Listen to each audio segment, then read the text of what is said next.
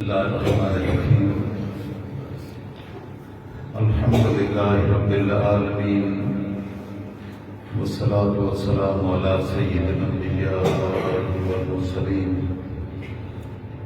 أما بعد فأعوذ بالله من الشيطان الرجيم بسم الله الرحمن الرحيم والذين تبوأوا الدار والإيمان من قبلهم يحبون من هاجر إليهم ولا يجدون في صدورهم حاجة مما أوتوا ويؤثرون على أنفسهم ولو كان بهم خصاصة ومن يوق شح نفسه فأولئك هم المفلحون. صدق الله مولانا العظيم وصدق رسوله النبي الأمي الكريم ونحن على ذلك من الشاهدين والشاكرين والحمد لله رب العالمين.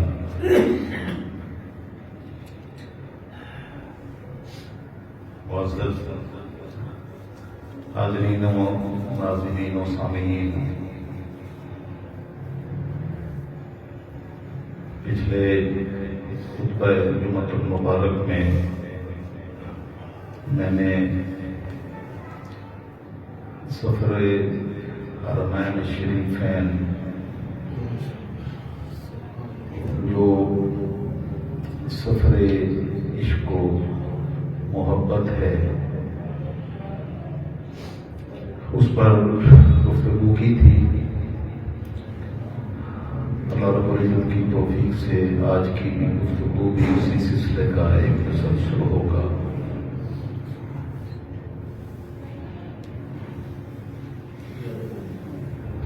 محبت کے سفر میں آنے والی تمام تکالیف پھول لگتی ہے اور عشق و محبت کا مزاج ہی ایسا ہے کہ اس کی خاطر کسی بھی قربانی سے گریز نہیں کیا جاتا اور اس کران ایک راستے میں آنے والے کانٹے بھی پھول لگتے ہیں. یہ دنیا کی مجازی محبتوں کو بھی اگر آپ سمجھنے کی کوشش کریں تو مجازی محبت اور دنیا کی محبت میں بھی انسان بہت ساری تکالیف کو ہنسی خوشی برداشت کر جاتا ہے. اولاد کی محبت ہے، خاندان کی محبت ہے،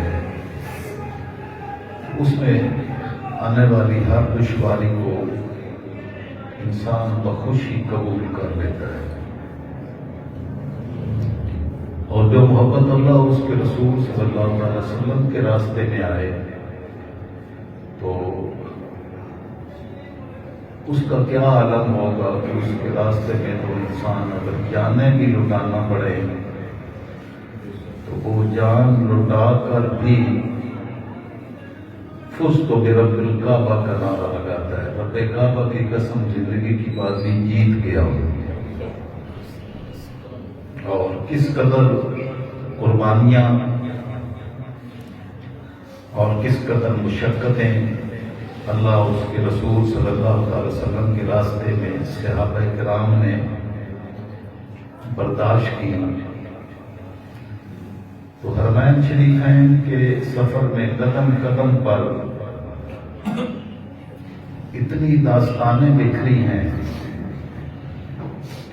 کہ جو یاد دلاتی ہیں کہ یہ دین ہم تک ایسے ہی نہیں پہنچے. ہم تو مسلمانوں کے گھر میں پیدا ہوئے اور اس دین کی خاطر کسی قسم کی قربانی کا تقاضا ہم سے کیا نہ گیا اور نہ ہی ہم نے کوئی قربانیاں دی. اگر ہم سے قربانیاں مانگی جاتی تو پتہ نہیں ہمارا کیا حال ہوتا. تو قربانیاں تو وہی ہمارے ایمان کا بھی تقاضا ہے جو اللہ کے رسول صلی اللہ علیہ وسلم کے صحابہ کرام نے قربانی. انہیں قربانیوں کا صدقہ ہے کہ مالک الملک نے ان کے تذکرے قرآن مقدس میں جا بجا ارشاد فرمائے.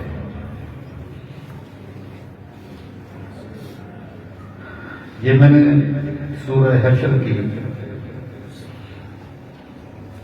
9 نمبر آیت تلاوت کی ہے. 8ویں آیت مبارکہ میں بھی انہی کا تذکرہ ہے جو صحابہ کرام مکہ المکرمہ سے اپنے گھر بار چھوڑ کے، اپنی اولادیں چھوڑ کے، اپنے مال چھوڑ کے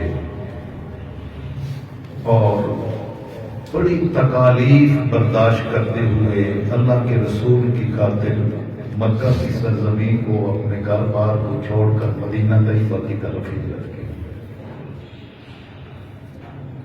8 نمبر آیت میں جو ہے وہ مہاجرین کا تذکرہ ہے، اور 9 نمبر آیت میں اللہ نے انصار مدینہ کا تذکرہ کیا. یہی انصار و مہاجرین تھے جنہوں نے سید الانبیاء صلی اللہ علیہ وسلم کی صحبت کا فیضان براہ راست پایا اور اتنی قربانیوں کی داستانیں رقم کی کہ ہمارے لیے تو یہ سفر بڑے آسان ہو گئے ہیں. ان کے سفروں کا صرف اندازہ کر کے ہی جسم کانپ جاتا ہے. علامہ اقبال رحمۃ اللہ تعالی علیہ نے فرمایا تھا، چومی گویم مسلمانم بلرزم، کہ جب میں کہتا ہوں کہ میں مسلمان ہوں تو کانپ جاتا ہوں. کہ دانم مشکلات لا الہ، کہ میں جانتا ہوں کہ لا الہ پڑھنے کے بعد، لا الہ الا اللہ پڑھنے کے بعد کیا کیا مشکلات آتی ہیں اور کن کن مشکلات کا سامنا کرنا پڑتا ہے. لیکن جب اس کے ساتھ عشق و محبت کی کیفیات من میں داخل ہوتی ہیں تو وہ ساری مشکلات نہیں رہتی، وہ کانٹے بھی پھول بن جاتے ہیں. ایسے ایسے شہزادے مصعب ابن عمیر جیسی ہستیاں، سیدنا صدیق اکبر جیسے متمول لوگ جب اللہ کے رسول صلی اللہ علیہ وسلم کی غلامی میں آتے ہیں تو پھر ہر قسم کی قربانی دینے کے لیے تیار نظر آتے ہیں. مصعب ابن عمیر جن کے شام سے کپڑے سل کے آتے تھے، ایسا شہزادہ جب سید الانبیاء صلی اللہ علیہ وسلم کی غلامی اختیار کی تو گھر والوں نے اس جرم میں تن کے کپڑے بھی اتار لیے کہ تم نے اگر اپنے باپ کا دین چھوڑنا ہے تو پھر باپ کی وراثت میں سے کوئی شے تمہارے لیے نہیں ہے. انہوں نے کپڑے بھی اتار کے دے دیے کہ اس راستے میں کپڑے اتارنا بھی پھول لگتا ہے. بکری کی کیا قربانیاں ہیں اور یہ ساری داستانیں ہیں. اور مالک الملک اپنے معبود کے غلاموں کو دیکھ رہا تھا تو مالک نے فرمایا للفقراء المہاجرین الذین اخرجوا من دیارہم. یہ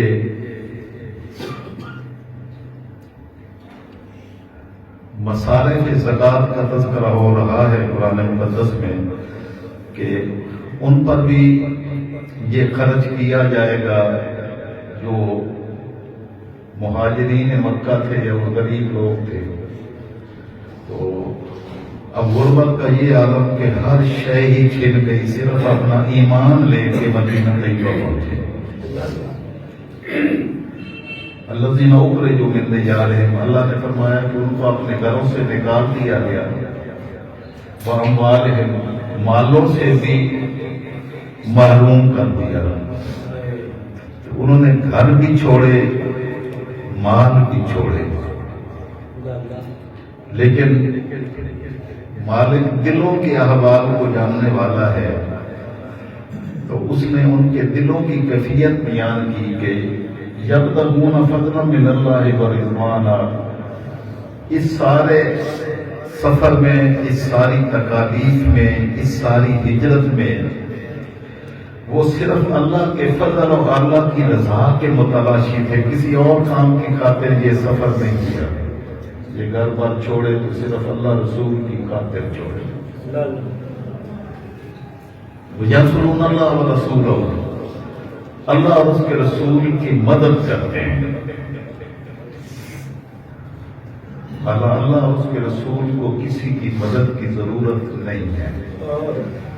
لیکن مالک الملک نے سید الانبیاء صلی اللہ تعالی وسلم کو اپنا اسوہ بنانے کے لیے، تاکہ قیامت تک آنے والی امت مسلمہ کے افراد نبی کی ذات کو دیکھتے رہے، اس کی خاطر مالک نے ساری کائنات عالمین بنائی.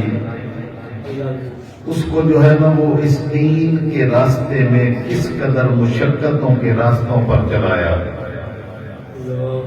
سید الانبیاء صلی اللہ علیہ وسلم نے کیا کیا تکالیف برداشت کی. تو مومنین تکالیف سے نہیں گھبراتے، بلکہ اپنا سب کچھ قربان کر دیتے ہیں. اور میرے نبی صلی اللہ علیہ وسلم نے یہی تبدیلی پیدا کی تھی کہ اللہ اور اس کے رسول کے حکم کی خاطر اپنے بھائیوں کے لیے، دوسرے لوگوں کے لیے، انسانیت کے لیے ہر قسم کی قربانی دینا ایمان کا تقاضا ہے. اولئک هم الصادقون. ہاں، تو اللہ اور اس کے رسول کو مدد انسانوں کی نہیں چاہیے، لیکن پھر بھی مدد چاہیے تاکہ پتہ چلے کہ عشق و محبت کے راستے میں قربانیاں دینے والے کون ہیں. قربانیوں کی بھی انتہا کر دی ہے صحابہ کرام نے. ایک ایک آقا علیہ السلام کے غلام کی ہسٹری اور ان کی تاریخ، ان کی سیرت و کردار کو اگر پڑھنے لگے تو ایمان تازہ ہو جاتا ہے. لیکن ساتھ من میں یہ بھی آتا ہے، اپنی کم مائگی کا احساس ہوتا ہے کہ ہم بھی کیا لوگ ہیں، ہم نے کیا کیا ہے اللہ رسول اور اس کے دین کی خاطر.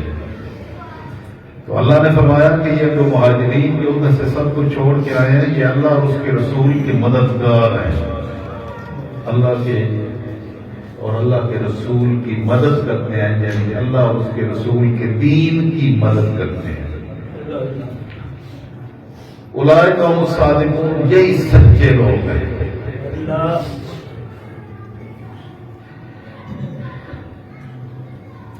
کیا سچے لوگ ہیں، کیا داستانیں چھوڑی ہیں.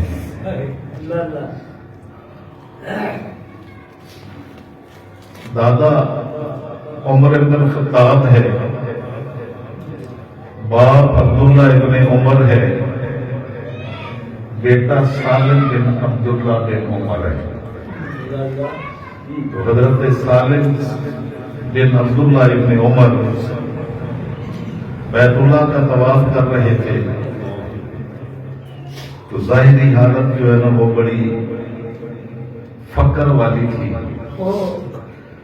تو خلیفے نے دیکھا کتنا خوبصورت نوجوان خستہ حالت میں ہے، تو طواف کے بعد ان کو اپنے پاس بلایا. تو کہنے لگا کہ مانگو، میں تمہاری کیا خدمت کر سکتا ہوں.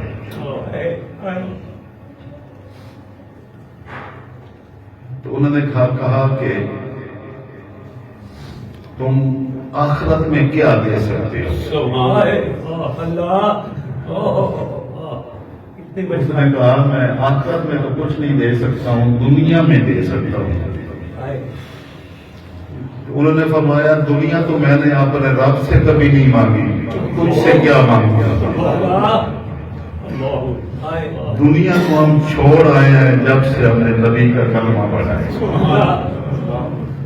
دنیا کو نچھاور کر دی، قربان کر دی ہم نے اپنے رب کو اور اپنے رب کے رسول کو راضی کرنے کی خاطر۔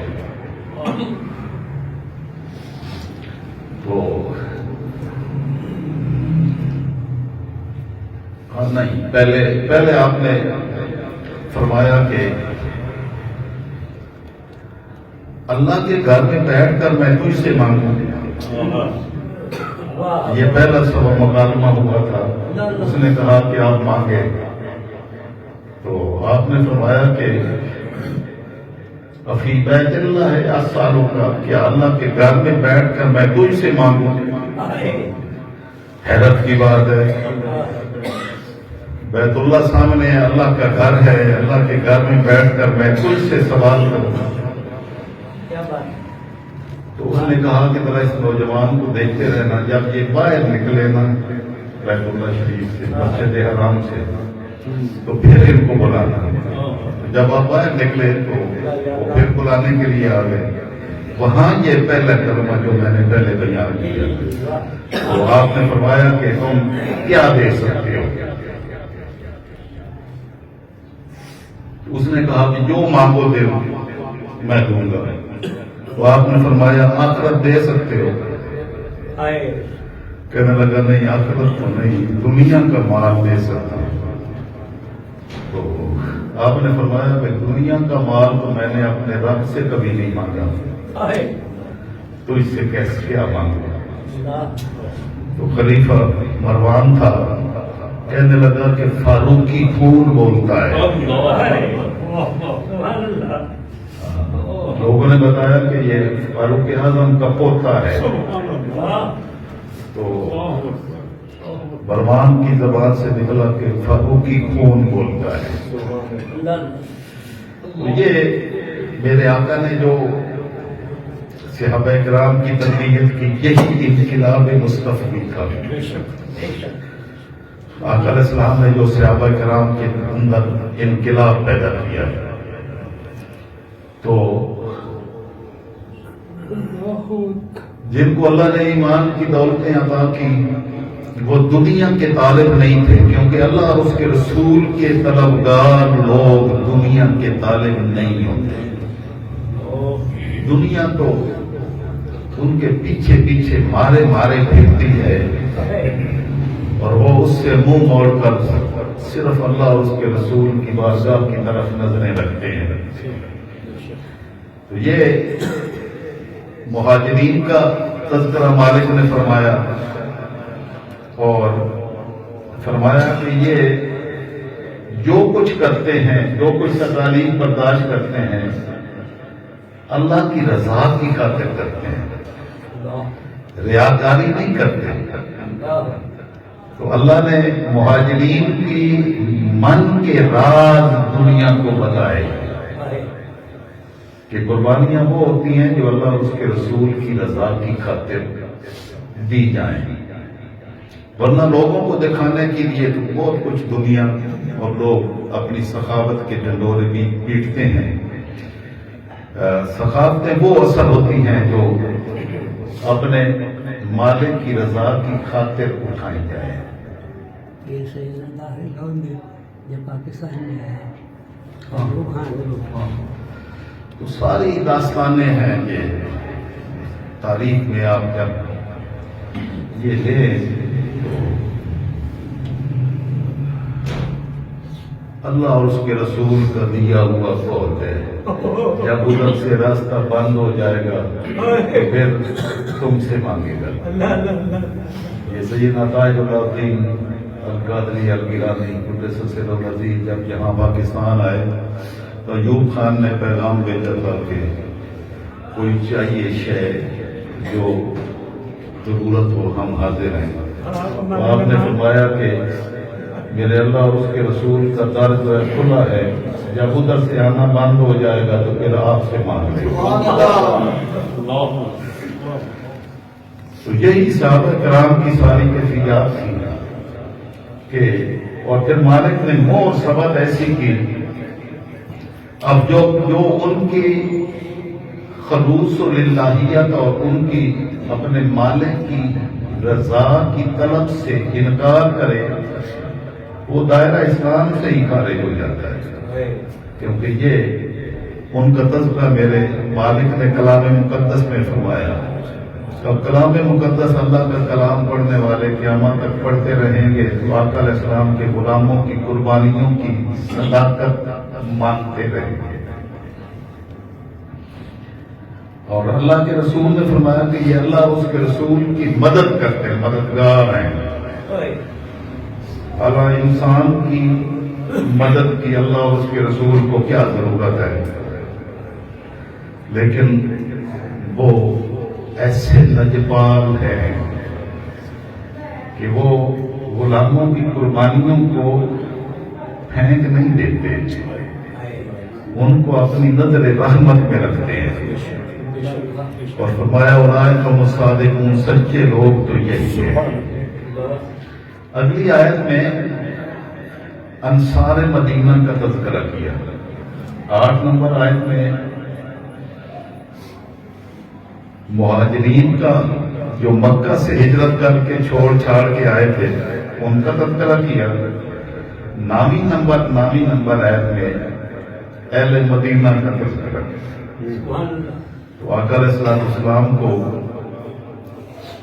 اللہ نے چن کے اپنے صحابہ کرام عطا کیے، یعنی صحابہ بھی جو نبی مثال نہیں رکھتا اس نبی کے صحابہ بھی مثال نہیں رکھتے، نہ ان کا کوئی مثیل ہے اور نہ ان غلاموں کا کوئی مثیل ہے، چن کے مالک نے دیا، سارا کچھ ہی چن کے دیا۔ فرمایا والذین تبوأوا الدار والایمان من قبلہم، ایک ادھر سے آئے تھے ایک ادھر تھے مدینہ طیبہ میں، یہ وہ لوگ ہیں ان کا بھی حق ہے وہ اس مصارف میں، ان پر بھی خرچ کیا جائے گا۔ کون؟ جنہوں نے دار ہجرت کو اپنا ٹھکانہ بنایا، اپنا گھر بنایا، یعنی جو مدینہ طیبہ میں مقیم ہیں، اب ان کا تذکرہ فرمایا۔ اور یہ اس دار ہجرت میں رہتے ہیں، والایمان، اور ایمان کے اندر رہتے ہیں۔ باقی لوگوں کے من میں ایمان آتا ہے، باقی سارے مومنین کو جب اللہ ایمان کی دولت عطا کرتا ہے تو ایمان من میں، دل میں آتا ہے، لیکن یہ مدینہ طیبہ کے لوگ وہ ہیں جو ایمان کے اندر خود رہتے ہیں۔ ایمان مدینہ دل کے اندر آنا اور شے ہے اور ایمان کے اندر رہنا اور شے ہے۔ یہ مدینہ طیبہ کے جو لوگ ہیں، تو جب آقا علیہ السلام کی بارگاہ میں حاضری ہو تو قدم قدم پہ آقا علیہ السلام کے غلاموں کی داستانیں بکھری پڑی ہیں۔ تو اللہ نے فرمایا کہ وہ لوگ جو دار ہجرت میں مقیم ہیں یہ ایمان کے گھر میں رہتے ہیں، ایمان کے اندر رہتے ہیں۔ اور یہ ادھر سے ایمان والے آئے مکہ سے، ایک ادھر ایمان کے گھر میں رہنے والے انصار تھے۔ اللہ نے فرمایا یحبون من ہاجر الیہم، یہ پسند کرتے ہیں کہ جتنے بھی ہجرت کر کے گھر بار چھوڑ کے آ جائیں تو وہ ہمارے ہاں آ جائیں، ہمارے سینے کھلے ہیں۔ حالانکہ اس وقت کے احوال کو اگر دیکھا جائے تو کس قدر تنگی مالی وسائل کی تھی، سوچ کے بھی انسان کا کہ رونگٹے کھڑے ہو جاتے ہیں۔ سید الانبیاء صلی اللہ علیہ وسلم جب خندق میں غزوہ احزاب جس پر جو ہے وہ اللہ رب العزت نے اتنی آیات مبارکہ نازل فرمائی، ان کیفیات کو بیان کیا، جب ساری دنیا کفر اکٹھی ہو کر مدینہ طیبہ پر حملہ آور ہوئی تھی اور یہ ارادہ لے کے آئے تھے کہ ہم اسلام کا نام و نشان مٹا دیں گے، سارے مل کے حملہ کریں گے، تو میرے آقا صلی اللہ علیہ وسلم نے حضرت سلمان فارسی کے مشورے پر خندق کھودی اور سید الانبیاء صلی اللہ علیہ وسلم اس خندق کھودنے میں خود بنفس نفیس شریک تھے۔ صحابہ فرماتے ہیں کہ آقا علیہ السلام کے وجود مسعود کی سفیدی مٹی سے اٹ گئی تھی اور آقا علیہ السلام بنفس نفیس اس میں شریک تھے۔ وہ سید الانبیاء جن کے ہاتھوں کا لمس پھولوں کو شرما دے، پھولوں کی پتیاں شرمسار ہو جائیں میرے آقا کے ہاتھوں کی نرمی کے مقابلے میں، ان ہاتھوں سے میرے نبی صلی اللہ علیہ وسلم نے کدال پکڑی، خندق کھودنے میں منفس نفیس شریک ہوئے۔ جب صحابہ کرام سے وہ چٹان نہ ٹوٹ سکی تو میرے نبی کی ایک ضرب سے چٹان ٹوٹ گئی، دوسری ضرب ماری تو ایک اور حصہ ٹوٹ گیا، تیسری ماری تو اور حصہ ٹوٹ گیا۔ میرے آقا نے پہلا حصہ ٹوٹنے پر فرمایا کہ یمن فتح ہو گیا، پھر فرمایا روم فتح ہو گیا، پھر فرمایا ایران فتح ہو گیا۔ تو اس میں بھوک کا یہ عالم تھا کہ صحابہ کرام بھوک کی کیفیت میں خندق کھودنے کے لیے جاتے تھے، سردی کا موسم تھا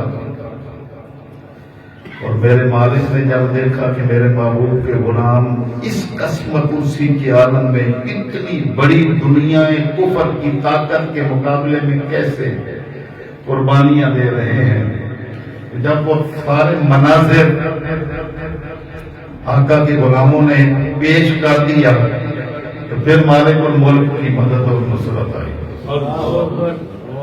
فرمایا کہ میرے محبوب کے غلاموں، تم نے جو کرنا تھا کر دکھایا، اب دیکھیں ہم کیا کرتے ہیں۔ علامہ نے فرمایا تھا فضائے بدر پیدا کر فرشتے تیری نصرت کو، کہ بدر کی فضا ذرا قائم کر کے آج بھی مسلمان ذرا دکھائیں نا کہ جیسے صحابہ کرام نے قسم خودسی کے عالم میں بدر کے میدان میں آقا کی خاطر اپنی جانیں نذرانہ پیش کرنے کے لیے اپنے آپ کو تیار کر کے وہاں پیش کیا تھا، آج بھی مسلمان اگر وہ فضا پیدا کریں تو مالک کی نصرت کیسے آتے ہیں۔ تو آقا علیہ السلام کے غلاموں کی اس قسم کرسی کے عالم میں بتانا یہ چاہتا ہوں کہ وہ کوئی مالدار نہیں تھے، بلکہ بھوک کا عالم تھا۔ بھوک کے عالم میں آقا کے حکم پر سب کچھ نچھاور کرنے کے لیے حاضر تھے۔ تو مالک نے فرمایا اب ہم آزمائش کے مراحل سے آپ کو گزار کر آپ دیکھیں ہم کرتے کیا ہیں۔ مالک الملک نے ہوا کو حکم دیا، آندھی چلی، سارے تندو کناتیں اڑ گئے، برتن بکھر گئے، سواریاں بھاگ گئیں، کسی کو سجائی نہیں دیتا تھا کہ کیا کرے گا۔ ابو سفیان نے اپنی اونٹنی پر سوار اس کا ڈنگا کھولنا بھی یاد نہ رہا، اوپر سے ہی تلوار مار کے ڈنگا کاٹا اور بھاگے۔ ساری دنیا کفر تتر بتر ہو گئی. اس عالم میں صحابہ کرام اپنے نبی کی ذات کی خاطر قربانیاں دے رہے ہیں. اہل مدینہ فرمایا یہ ایمان کے گھر میں رہتے ہیں. یحبون من ہاجر الیہم, جتنے ہجرت کر کے ان کے پاس آ جائیں ان کے دل تنگ نہیں ہوتے, بلکہ یہ پسند کرتے ہیں جتنی دنیا ہجرت کر کے ایمان کی خاطر ادھر آ جائے وہ ہمارے گھر میں ٹھہرے, ہمارے پاس بڑی جگہ ہے. جب مہاجرین آقا علیہ السلام کی دین کی خاطر مدینہ طیبہ ہجرت کر کے آئے تھے تو اہل مدینہ نے اپنے گھر کھول دیے تھے. آقا علیہ السلام نے مواقعات کروائی تھی. ایک مہاجر بھائی کو اپنے مدنی بھائی کے گھر ٹھہرایا, بھائی بھائی بنایا. مواقعات, یہ مواقعات کے سارے نمونے اور تذکرے جو مدینہ طیبہ میں جائے تو اس کو وہ یاد کرنے چاہیے کہ جو پہلے مدینہ مکہ سے ہجرت کرنے والوں کے لیے کس قدر کشادہ دل تھے, تو آقا علیہ السلام کی امت کے جتنے لوگ مدینہ طیبہ میں جاتے ہیں تو اہل مدینہ اپنے سینے کھول دیتے ہیں. ابھی بھی آپ نے نظارے دیکھنے ہو کہ مسجد نبی کے اندر اور مسجد نبی کے باہر ایک چھوٹے چھوٹے بچے دسترخوان بچھا کے آنے والوں کا استقبال کرتے ہیں.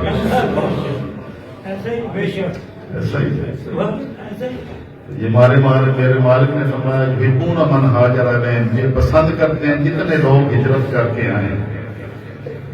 ولا یجدون فی صدورہم حاجۃ مما اوتوا, اور ان کو جتنا کچھ دے دیا جائے وہ اپنے دل میں کوئی حاجت نہیں پاتے کہ کاش ہمیں بھی ملتا. یہ اللہ نے ان کا وصف بیان کیا. یہ بنی نذیر یہود قبیلہ تھا, ان کو وہاں سے جلا وطن کیا گیا تو ان کے بہت سارے مال مسلمانوں کے تصرف میں آئے. تو جب وہ مال بہت سارے آ گئے تو آقا علیہ السلام نے حضرت ثابت بن قیس کو فرمایا کہ اپنی قوم کو بلا لائیں. انہوں نے عرض کی یا رسول اللہ صلی اللہ علیہ وسلم, اپنی قوم اپنی قبیلہ بنو خزرت کو بلا لوں یا سارے مدینہ والوں کو بلا لوں؟ تو آقا نے فرمایا ساروں کو بلا لیں. سارے جب آ گئے تو آقا علیہ السلام نے اوس اور خزرج دو قبیلے تھے اور ان قبیلوں کی نفرتوں کا عالم یہ دیکھیں کہ 120 سال تک ان دو قبیلوں کے درمیان جنگیں ہوتی رہی. 120 سال تک. تو کتنی نسلیں جو ہے نا وہ اس کی نظر ہو گئی ہوں گی. لیکن میرے مالک کے محبوب جب تشریف لائے تو آقا علیہ السلام نے ان کو بھائی بھائی بنا دیا. اللہ نے کلام مقدس میں فرمایا وَاذْكُرُوا نِعْمَتَ اللَّهِ عَلَيْكُمْ إِذْ كُنْتُمْ أَعْدَاءً, کہ ذرا اللہ کی یہ نعمت یاد کرو, اللہ کی نعمت یاد کرو کہ جب تم دشمن تھے آپس میں. فَأَلَّفَ بَيْنَ قُلُوبِكُمْ, اللہ نے تمہارے دلوں کو جوڑ دیا. فَأَصْبَحْتُمْ بِنِعْمَتِهِ إِخْوَانًا, تم اللہ کی اس نعمت کے صدقے میں اپنے بھائی بھائی بن گئے. خون کے رشتے بھی پیچھے رہ گئے اور غلامی رسول کا رشتہ مقدم ہو گیا. تو یہ اللہ نے نعمت یاد کروائی. اور ہم اللہ کی نعمت یہ ہوئی دشمنوں کے دل جڑ گئے اور بھائی بھائی بن گئے, اور ہم جو بھائی تھے وہ بھی دشمن بن گئے. تو ہم نے کون سی اللہ کی نعمت پائی؟ اپنے گرد و نواح کا جائزہ لیں تو نفرتوں کے بیج اتنے بوئے جا چکے ہیں کہ اللہ اور اس کے رسول بھی یاد نہیں رہے، آخرت بھی یاد نہیں رہی، سارا پتہ ہوتا ہے کہ یہ جھوٹا آدمی ہے، لیکن پھر بھی دنیا کے مفادات کی خاطر اسی کے ساتھ ہوتے ہیں، اور جس کا 100% پتہ ہوتا ہے کہ یہ بات درست کر رہا ہے، 100% پتہ ہونے کے باوجود بھی نفرتوں کی وجہ سے اس کے سچ کو بھی سچ ماننے کے لیے تیار ہے۔ جھوٹ اور سچ کا معیار ختم، ان کو اللہ نے صادقین کا سچا کہا۔ اب یہ وہ لوگ تھے جو اللہ رسول کی خاطر کشادہ دل رکھتے تھے، تو اللہ نے فرمایا کہ ذرا برابر بھی ان کے دلوں میں یہ احساس نہیں ہوتا جو ان کو نہیں دیا گیا۔ جب آقا علیہ السلام نے بلایا انصار مدینہ کو ساروں کو، اور وہ سارے حاضر ہو گئے، تو اللہ کے رسول صلی اللہ علیہ وسلم نے خطبہ دیا، رحمت عالم صلی اللہ علیہ وسلم نے خطبہ ارشاد فرمایا، اللہ کی حمد و ثنا بیان کی، اور پھر انصار کی قربانیوں کا تذکرہ کیا۔ تو تم نے بڑی قربانیاں دی، اللہ اس کے رسول کی خاطر، دین کی خاطر بڑی قربانیاں دی۔ پھر فرمایا کہ اگر تم چاہو تو یہ اموال جو ابھی آئے ہیں، ملے ہیں ہمیں، یہ مال اور تمہارے مال، وہ صحابہ کرام نے پہلے مدینہ اپنے اب مال آدھے آدھے کر کے مہاجرین میں تقسیم کر کے مالک بنا لیتے تھے، گھر بھی بانٹ دیے تھے کہ اب یہ گھر صرف میرا نہیں ہے، آدھا تیرا ہے آدھا میرا ہے، یہ مال بھی آدھا تیرا ہے آدھا میرا ہے، یہ ہماری زمینیں بھی ساری میری نہیں ہیں، آدھی تیری ہیں آدھی میری ہے۔ فاروق اعظم رضی اللہ تعالیٰ عنہ کہ جو بھائی بنائے تھے ان کا نام تھا اتبان بن مالک انصاری، تو ایک دن وہ زمینوں پہ جاتے کام کے، فاروق اعظم آقا کی بارگاہ میں حاضر ہوتے، سارا دن آقا کی صحبت میں گزارتے، جب شام وہ واپس لوٹتے تو یہ دل کے سارے اعمال ان کو بتاتے کہ آج میرے آقا نے یہ فرمایا۔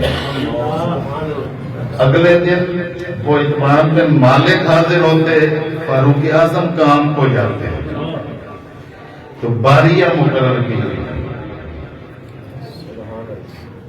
تو ایک انصاری ایک مہاجر مکہ سے آنے والا، ان کو بھائی بنایا، تو وہ اپنے گھر مال جائیدادیں سب کچھ آدھا آدھا تقسیم کر کے اپنے بھائیوں کو دے چکے تھے۔ میرے آقا نے ہم تو ثنا کے بعد ان کے تعریفیں فرمائی اور فرمایا کہ ایک صورت میرے سامنے یہ آتی ہے کہ جو تم نے مال اپنے بھائیوں کو دیے تھے وہ تمہارے سارے مال اور یہ مالک ہے، یہ سارا اکٹھا کر دیا جائے، سارا اکٹھا، پہلے والے تمہارے مال اور یہ نئے مال ہیں، سارا اکٹھا کر کے پھر تم سب میں تقسیم کر دیے جائے برابر۔ تو ایک صورت یہ ہو سکتی ہے،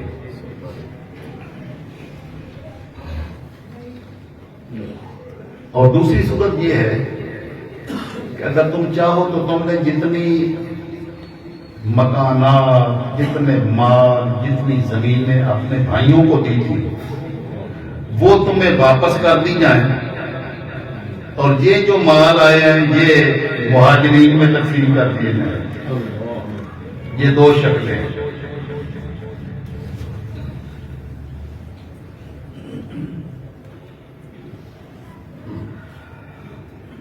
کیا منظر تھا، سبحان اللہ، یہ منظر آسمان نے نہ پہلے دیکھا نہ بعد میں دیکھے گا۔ یہ منظر تھا،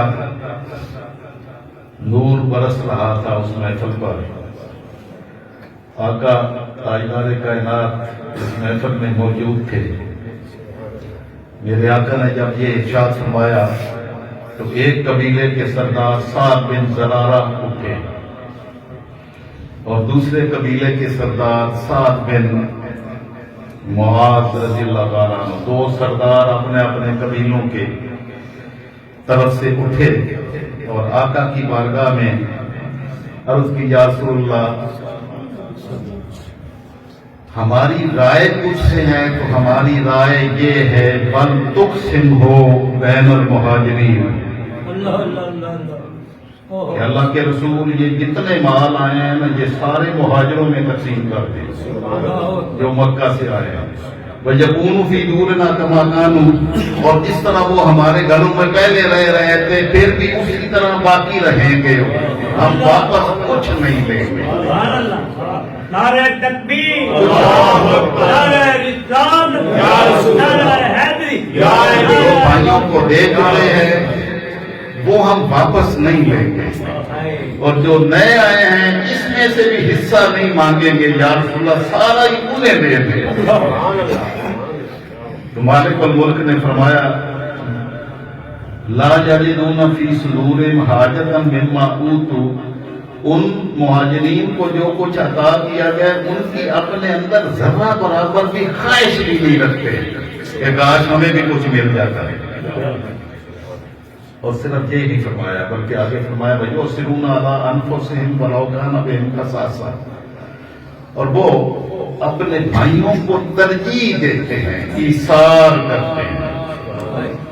تو جب آقا علیہ السلام نے یہ سنا سعد بن معاذ اور سعد بن زرارہ کے ذریعے سے بنو اوس اور بنو خزرج قبیلے کی یہ رائے جب سنی تو سید الانبیاء بڑے خوش ہوئے،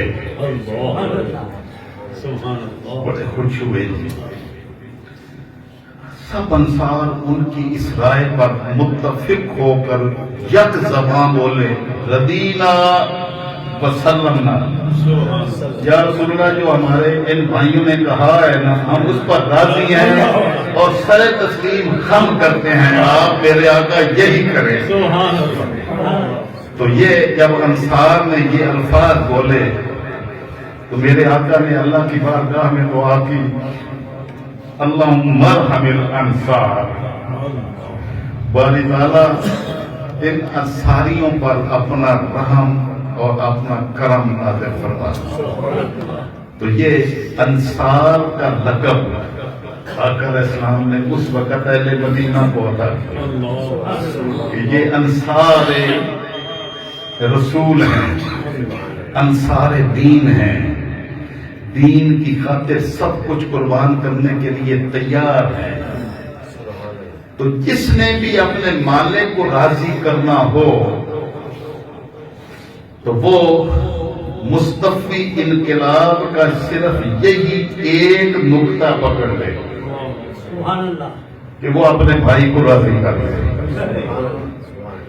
تو جو اپنے بھائی کو راضی کر لے گا اور اس پر رحم فرمائے گا تو مالک کی رحمت کی نظر ساری اس پر پڑے گی۔ اور آقا علیہ السلام نے اللہ سے مانگنے کا سلیقہ بھی یہ بتایا، یہ سکھایا کہ تمہیں جس چیز کی حاجت ہو تو اللہ کی بارگاہ میں اپنی ذات کی خاطر مت دعا کرو، اللہ کی بارگاہ سے مانگنا چاہو تو اپنے بھائیوں کے لیے اللہ سے مانگو۔ تمہارے کو ملک جب دینا شروع کرے گا سٹارٹ تم سے کرے گا، پہلے تمہیں دے گا پھر تمہارے بھائیوں کو بھی عطا فرمائے گا۔ یہ مالک الملک نے انصار مدینہ سے ان کی سیرت کو بیان کر کے یہ ارشاد فرمایا کہ وَيُؤْثِرُونَ عَلَىٰ أَنفُسِهِمْ، صرف برابر بھی والے لوگ اور ہوتے ہیں، اہل مدینہ برابری والے نہیں ہیں، ایثار کرنے والے ہیں، یعنی قربانی دوسروں کی خاطر قربانی دے کے ان کو اپنے پر ترجیح دیتے ہیں۔ وَلَوْ كَانَ بِهِمْ خَصَاصَةٌ، اگرچہ انہیں خود کتنی ہی ضرورت کیوں نہیں ہوتی۔ میرے آقا کی یہی تعلیم تھی جب یرموک میں حضرت اکرمہ زخمی پڑے تھے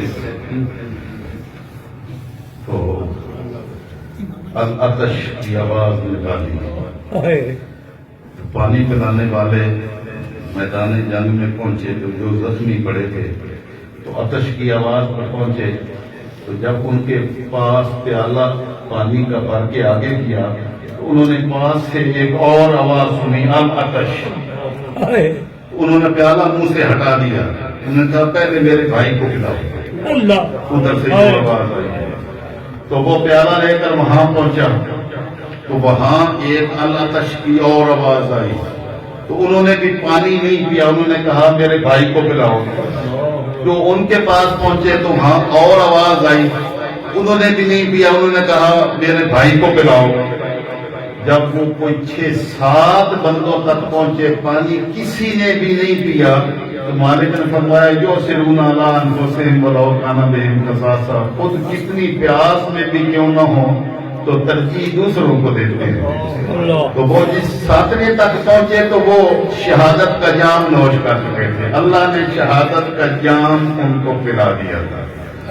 پھر وہ واپس پچھلے کے پاس پہنچے، وہ بھی جام شہادت نوش کر چکے، ان سے پچھلے کے پاس پہنچے، وہ بھی جام شہادت نوش کر چکے، سارے جام شہادت نوش کر کے اپنے بھائی کو ترجیح دیتے ہوئے پانی کا ایک گھونٹ بھی نہیں کیا۔ اللہ مالک نے یہ آیہ مبارکہ میں ان کا بیان کیا اور ساتھ فرمایا وَمَن یُوقَ شُحَّ نَفْسِهِ، جو من کی بخیلی سے بچا لیا گیا۔ من بڑا بخیل ہے، یہ صرف اپنی سوچتا ہے، تو مالک اس کے من سے بخل نکال دے، بخل فَأُولَٰئِکَ هُمُ الْمُفْلِحُونَ، بس کوئی فلاح پانے والا۔ فلاح صرف ان کو نصیب ہوتی ہے جو من سے بخیلی نکالتے ہیں۔ ابھی جو ہے وہ عیسائیوں کی جو ہے وہ عید آئی ہے، بیٹے جنمارک میں بتا رہے تھے کہ ان کافروں نے قیمتیں آدھی کر دی کہ عید آئی ہے تاکہ وہ جس کے پاس وسائل نہیں ہے وہ بھی اس عید کی خوشیوں میں شامل ہو سکے۔ میں نے کہا ہمارے حاجی جو ہے وہ جب رمضان آتا ہے تو وہ ذخیرہ اندوزی کر کے قیمت 4 گنا کرتے ہیں اور پھر پہلی صف میں جا کر تراویح پڑھتے ہیں۔ وَمَن یُوقَ شُحَّ نَفْسِهِ فَأُولَٰئِکَ هُمُ الْمُفْلِحُونَ، جو من کی بخیلی سے جس کو اللہ نے بچا لیا اور من کی سخاوت دے دی، مالک نے اعلان کر دیا فَأُولَٰئِکَ هُمُ الْمُفْلِحُونَ، فلاح دنیا اور آخرت میں کامیابی پانے والے صرف وہ رہ گئے۔ ہمیں بھی اپنے من کے اندر جان کر دیکھنا ہوگا، اپنے لیے تو وہ کرتے ہیں، ہمارے لیے بھی کرتے ہیں، کس کے لیے کس خاطر کرتے ہیں، ہم کس کیٹیگری میں ہیں، ہم کیا کرتے ہیں۔ ہر بندے کو اپنی سوچ اور فکر اپنے من میں جان کر کسی کے بتانے کی بھی ضرورت نہیں ہے، اپنے دل سے فتویٰ مانگ۔ آقا علیہ السلام سے کسی نے پوچھا کہ گناہ کیا ہے، آپ نے فرمایا ما حاک فی صدرک، جو تیرے دل میں کھٹکا محسوس کرے نا وہی گناہ ہے۔ سیدھا سادہ فتویٰ دیا، جو دل میں کھٹکا محسوس کرے، کسی سے پوچھنے کی ضرورت نہیں ہے، من سے پوچھ لے کہ تو اس پہ خوش ہو رہا ہے یا جھٹکا محسوس کرتا ہے، تو دل تیرا کبھی بھی غلط فتویٰ نہیں دے گا، صحیح فتویٰ دے گا اور کہے گا کہ یہ تو غلط کر رہا ہے، لیکن ہم اس کی آواز کو دباتے ہیں، اس کی آواز کو سنتے نہیں ہیں۔ یہ من میں بیٹھا ہوا ضمیر انسان کو ملامت کرتا ہے، لیکن جب بے ضمیر لوگ ہو جاتے ہیں، ضمیر رہتا ہی نہیں ہے، تو پھر وہاں پھر صدائیں نہیں آتی۔ اللہ رب العزت ہمیں اصلاح احوال کی صورت عطا فرمائے، ہم اپنے احوال کو درست کرنے کے لیے کوشاں ہوں اور اپنے بھائیوں کا سوچیں اور موازنہ کریں اہل مدینہ کے اس دور کا اور اس دور کا کہ اللہ نے نعمتوں کی کتنی انتہا کی ہوئی ہے، کمی کسی شے کی نہیں ہے، بس من کی بخیلی راستے میں رکاوٹ آتی ہے، بنتی ہے۔ اللہ رب العزت من کی بخیلی سے ہمیں حفاظت عطا فرمائے۔